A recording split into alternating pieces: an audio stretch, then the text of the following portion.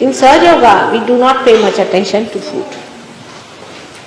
Only thing I feel that so much attention has been paid to food is not a correct attitude. See, the spirit doesn't eat at all. It's a detached. Atma is beyond. Now when we try to say that if we eat this kind of food, Atma will be happy, that kind of Atma will be happy, is not true. For example, we say vegetarianism, which is a very common problem with people. You'll be amazed, all the false gurus are vegetarians. One by one. Mahesh Yogi, Rajneesh. Rajneesh is a great vegetarian. He doesn't even eat garlic and onions. This Mahesh Yogi's disciples, if you show them a garlic, they'll jump 100 times. They are afraid of the garlic. Can you imagine? But I don't say that you eat meat. That's not the point. But those people, whatever they require, they should eat. But don't eat meats of animals which are bigger than you. Now what happens? How the evolution in the animals take place? Nobody has put attention to that. Supposing there are many chickens, you say, I'm not going to give realization to chickens, am I? Or to bugs, am I going to give realization, or to mosquitoes? So our attention is on these, not on the higher level of life. When we think of food, that we must save chickens. Actually nothing dies. As Krishna himself has said, nothing dies. Alright? And that's how some people denied Krishna, because he had a samhara shakti, he used to kill. And killing is so important in evolution. Otherwise, if you don't kill these Rakshasas, are you going to adore them? What are you to do with them? They have to be killed, they have to be thrown out. In the evolutionary process also, so many things have to die out for the real thing to come up. Say this flower has to die to become the fruit, alright? And there is no hinsa in it. The word hinsa is so much misinterpreted that people are satisfied if they do not eat meat. It's not true. For some people it is essential they must eat meat. Now, as you know, Sahaja Yoga works on the power of Shakti. And the Devi not only killed Rakshasas, but she ate them. And she drank the blood of these Rakshasas, as you know, Raktavijas. So how can she be vegetarian? Just what reason? Alright? Because we are conditioned that way, we think. But actually what happens in the evolutionary process, when a person say eats chicken, not person, we should say, a higher animal, eats a lower animal, then it passes through the circle and achieves a higher life. It's absolutely, this is how evolution takes place. Of course, we can give realization to human beings, so we need not worry about that. That's a different point. But if you eat chicken, you definitely give it a higher life. But not the animals which are bigger than smaller animals. If you eat, it's not going to be harmed by that, no doubt. But you may be harmed. For example, if you eat mosquitoes, you will be harmed. Now, in countries where there is not even any vegetable or anything, they have not seen green leaves, like Greenland. Now, the name is Greenland, they have never seen green color. Are they sinners that they can't live without eating meat? How can God be so partial? There are many countries where they cannot live without eating meat. So, there must be some reason, alright? So, reason it out. If you eat vegetables, alright. If you want to eat meat, it's alright. But again, for a Sahajogi, what we decide is not on what you like, but what is good for you.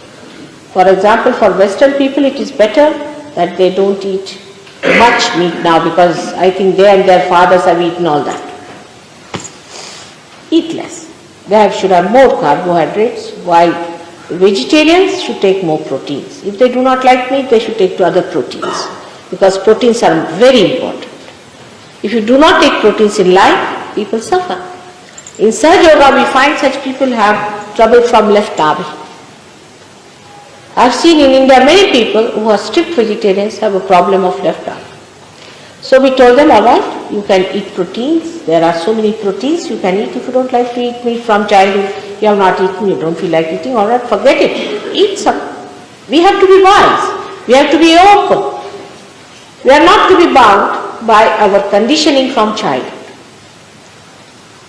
This we must understand. That vegetarianism is not going to take you to God, neither non-vegetarianism.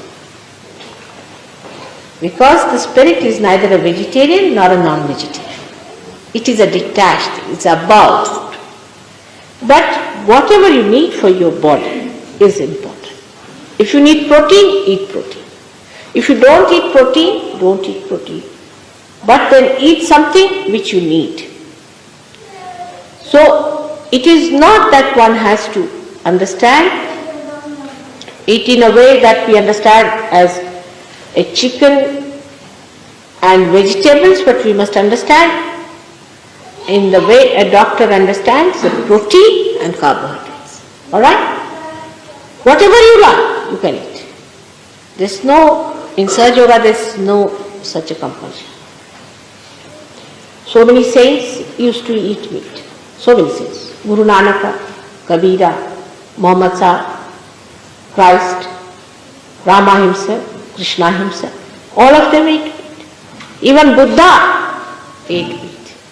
The proof is that at the end of his life, he went to one of his disciples who was a hunter.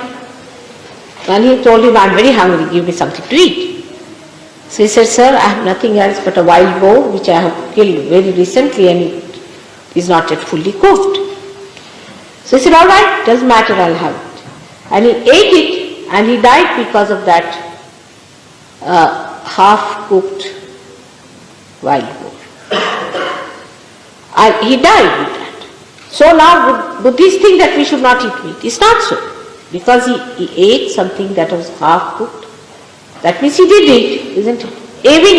Even Jains know that it's only Nevinath who got a kind of a feeling against meat eating. That was Nevinath was at the time of his contemporary of Sri Krishna.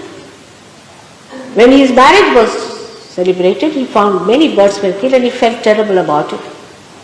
And he didn't want to eat any meat. It was all right. It's all right. If you don't feel like, don't eat. But then a cult started. But that means till Nevinath, means Jainis are ancient people. Till Nevinath, they were eating meat. Is a fact. So to get attached to some idea is not the way you are doing it. If you don't want to eat, just don't eat. And if somebody has to eat it because of health purposes or because of the need, there's nothing wrong. Everybody has a different need. Every individual has a different. That's the point. It's no question of meat or anything, but it is question of eating proteins or carbohydrates. We have to be wise about it.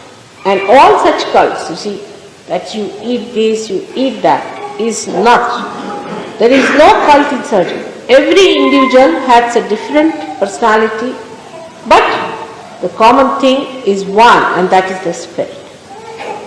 But, for example, drinking, we abhor. But after realization, before that I don't talk of drinking. Because it goes against your chetana, against your awareness. So one has to look after the awareness. So much time has been wasted in people in deciding what to eat, what not to eat, what have they achieved, nothing. This kind of thing, to believe that such food will make us great will be false. So you don't decide on that. You decide on proteins and carbohydrates. Whatever good for your health, you should do. Those who eat too much of vegetarian food are liable to certain type of diseases, and those who eat too much of non-veg are liable to some. Those who eat vegetarian food can get leukoderma very easily, can get leukemia very easily. Certain types of cancers they can get very easily. Those who are non-vegetarians can get another kind of diseases, there are numerous diseases they can get. So we have to have a balance. That when we eat vegetarian food also, we must see that we eat sufficient amount of proteins. Because body has to be alright. Healthy body is the temple of God. And to temple of God, you have to keep it healthy and happy.